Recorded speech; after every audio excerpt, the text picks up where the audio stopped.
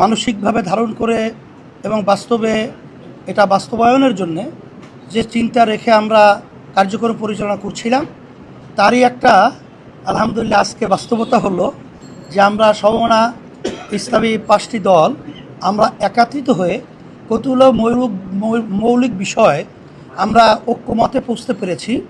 শুকরিয়া তাআলা আলহামদুলিল্লাহ। তার ভিতরে একটা হলো যে আমাদের সামনে জাতীয় নির্বাচন, আমরা যেন ইসলামী দলগুলো একটা বাক্স পাঠাতে পারি এ বিষয় নিয়ে আমাদের আলোচনা আলহামদুলিল্লাহ অনেকটা এগিয়েছে এবং আমাদের অনেকের আন্তরিকতা মাশাআল্লাহ ওইভাবে প্রকাশ পেয়েছে, আলোচনায় আমরা সন্তুষ্ট। আর দ্বিতীয় হলো যে আমাদের জাতীয় যে নির্বাচন কবে নাগাদ হবে এটার ব্যাপারে আমরা একমত বা ঐক্যে পৌঁছতে পেরেছি যে আমরা প্রয়োজনীয় গুরুত্বপূর্ণ যে সংস্কারগুলো রয়েছে সেই সংস্কারগুলো শেষ হওয়ার পরেই যৌক্তিক সময়ের মধ্যে জাতীয় নির্বাচন আমাদের সবাই ঐক্যমতে এরা আমরা একমত হয়েছি।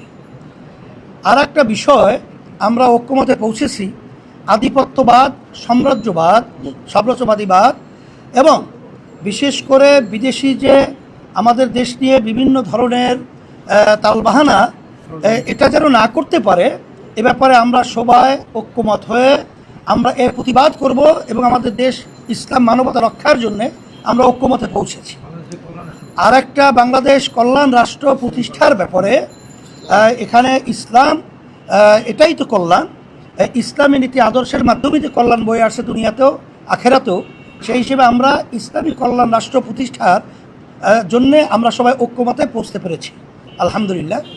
আর একটা বিষয় হলো নারী যে বর্তমানে যে পরিষ্কার সংস্কার যে রয়েছে এই সংস্কার কমিশন আমরা সবাই একমত হয়েছি যেটা সম্পূর্ণ বাতিল করতে হবে এবং এটা যদি না করে তা আমরা ঐক্যমতে আমাদের সামনে পরামর্শ ভিত্তিক আমরা এই বাংলাদেশের ভিতরে এর প্রতিবাদে আমরা কঠোর আন্দোলন এবং সিদ্ধান্ত নিতে বাধ্য হব।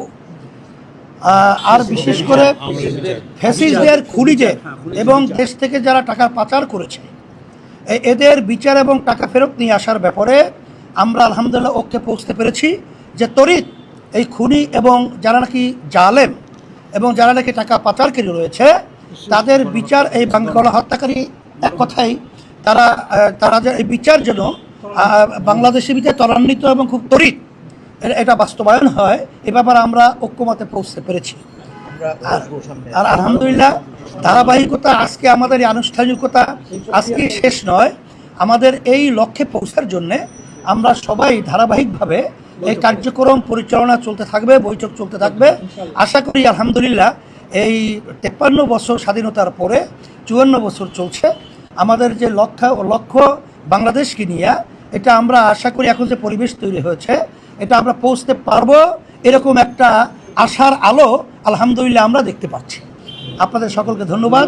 এখন অন্য দায়িত্বশীল যারা রয়েছে তারা শুকরিয়া, আপনাদের সকলকে ধন্যবাদ জানাই এবং আপনাদেরকে ধন্যবাদ জানাই যে আপনারাও যেন ইসলাম দেশ মানবতার পক্ষে আপনাদের লেখনী কথা এটা আপনারা কাজ করতে পারেন। এই জন্য আমাদের পক্ষ থেকে সকলকে আমরা উদাত্ত আহ্বান এবং আমরা অনুরোধ করছি এবং আপনাদের ধন্যবাদ জানাচ্ছি।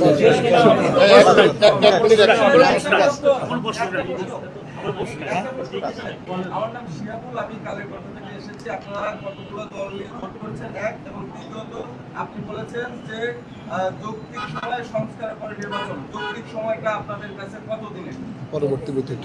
এটা সংস্কারের ব্যাপারটা তো এখন নির্ধারিত আসলে সময় বলা যায় না, তবে এটা আমরা সময়ের ব্যবধানে সংস্কার যেহেতু দ্রুত শব্দটা আমরা ব্যবহার করেছি, যৌক্তিক সময় ব্যবহার করেছি, কালক্ষেপণ না করে এটা আমরা বর্তমান আন্তর্বর্তীকালী সরকারকে এটা আমরা বারবার অনুরোধ করেছি এবং এখনও পরিষ্কার বলছি যে এখানে কিন্তু যৌক্তিক সময়ের মধ্যে প্রয়োজনীয় সংস্কার শেষেই জাতীয় নির্বাচন পরিবেশ তৈরি করা, সেটা খুব বেশি না হওয়া। সংস্কারের মৌলিক বিষয় শেষ করে মানে আমাদের মধ্যে হৃদ্যতাপূর্ণ পরিবেশে বৈঠক হয়েছে, এই বৈঠক অব্যাহত থাকবে। আমরা এক বৈঠকে তো সব শেষ করতে পারবো না, পর্যায়ক্রমে আমরা বৈঠক করবো ইনশাআল্লাহ। আমরা ফেসিবাদী দল হিসাবে আওয়ামী লীগের বিচার নিশ্চিত করতে হবে, এটা আমাদের বৈঠকের অন্যতম একটা বিষয় ছিল। এগুলো আমরা আপনাদের দৃষ্টি আকর্ষণ করছি। হ্যাঁ, আমাদের আরো অনেক রাজনৈতিক দলের সাথে আলোচনা চলছে, ধারাবাহিকভাবে বৈঠক হবে ইনশাল্লাহ।